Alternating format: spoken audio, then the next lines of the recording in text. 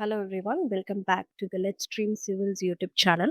Today we will discuss about the two major initiatives launched by the Ministry of Home Affairs, that is launch of FCRA 2.0 portal and the e-OCI portal. So before discussing the FCRA 2.0, let's see what is FCRA.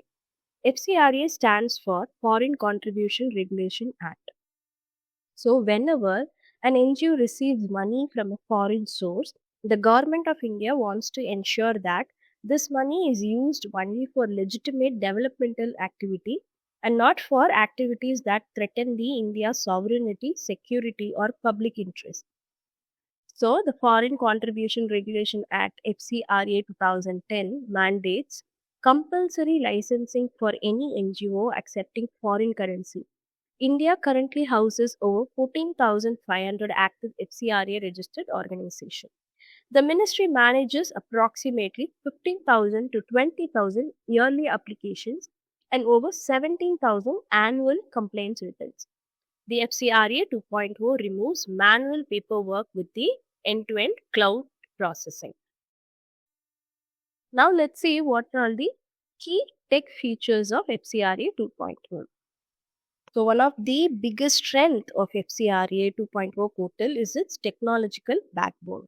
First one is Meghraj Cloud and Security. So this FCRA 2.0 portal is hosted on the Indian government's secured national cloud system Meghraj. So this ensures a stringent data security, cyber security, and also it minimizes the leakage risk because it is hosted on a very secure national cloud system. And then we have OCR document analysis. OCR stands for Optical Character Recognition. So this portal utilizes the advanced OCR and e-sign authentication mechanism to verify the uploaded identity papers. And then the third important tech feature is unified API integration.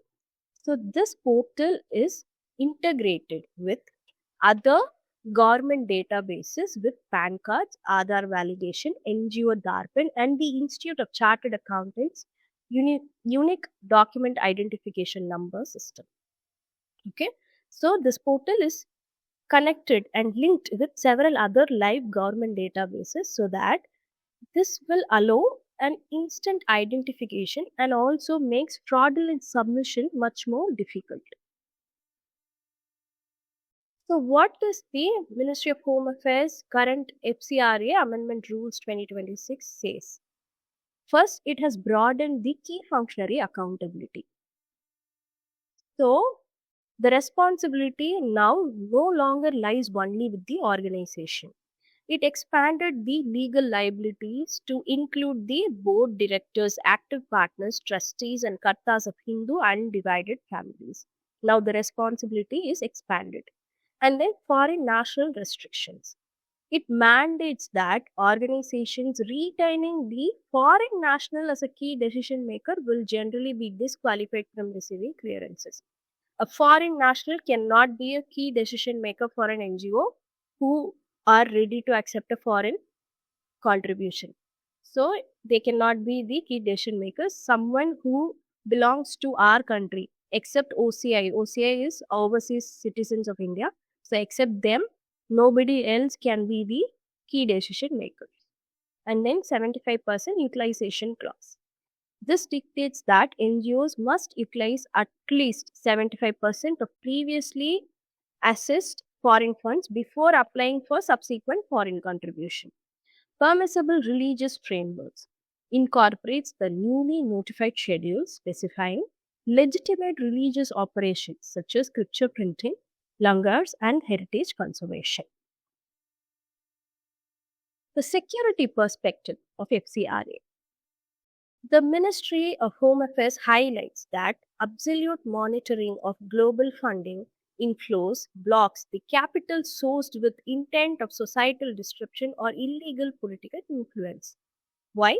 Because sometimes the foreign funds can be misused for radicalization, illegal religious conversion, political influence, separatist movements, or any money laundering.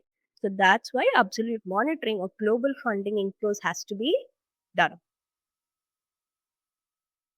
Now let's see the e-OCI initiative. As I already told, OCI means Overseas Citizen of India.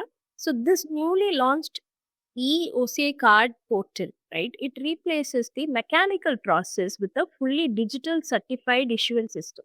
So previously everything was manual, the application, the process and providing their OCI card, everything was manual. So now they replaced it with a fully digital certificate issuance system. So this development impacts over 50 lakh OCI holders globally, enabling remote online application, automated document scrutiny, and paperless approval delivery. The OCI scheme, let's talk about the constitutional and legal framework of it. Origin, where it was introduced. It was introduced in the year August 2005 through an amendment of the Citizenship Act 1955 based on the recommendation of the LM Singhvi Committee. So, the OCI card, the Overseas Citizens of India, right? That scheme was first introduced in 2005 where they amended the Citizenship Act 1955. Who are eligible for this? A foreign national who was eligible to become a citizen of India on Jan 26, 1950 or belonged to a territory that became part of India. A foreign national who belonged to a territory that became part of India, excluding the citizen of Pakistan and Bangladesh. What are the benefits granted for a OCA card holder? Lifelong multiple entry visa, complete parity with non-resident Indians in financial and educational sectors except in voting and agriculture. The NRIs can purchase agricultural land but not a OCI person. Okay. The key prohibitions: cannot vote in public election, they cannot contest in election, they cannot vote, they cannot hold any public office, they cannot purchase any agriculture or plantation land in India. But they can get the complete parity with NRIs in financial and education sectors alone. The major simplification in OCI is, so previously the OCI booklet owners had to physically apply and secure a brand new booklet registration every single time they renew their national passports after the crossover age of 20. But now they don't have to do this. This repetitive booklet issuance requirement stands completely cancelled because the card holders only need to upload the passport updates online, eliminating the manual delays. Okay, every time they renew their national passport when they cross the over of age 20, they had to apply for this new booklet, which is now cancelled. They just have to upload their passport online, the update online, and then they can get this OCI card. And then seamless immigration integration. It is integrated directly with domestic airport immigration servers to achieve frictionless real-time traveler authorization checks at terminal ports. So the immigration officers can do the authorization check after the OCA holders arrive in the Indian airport.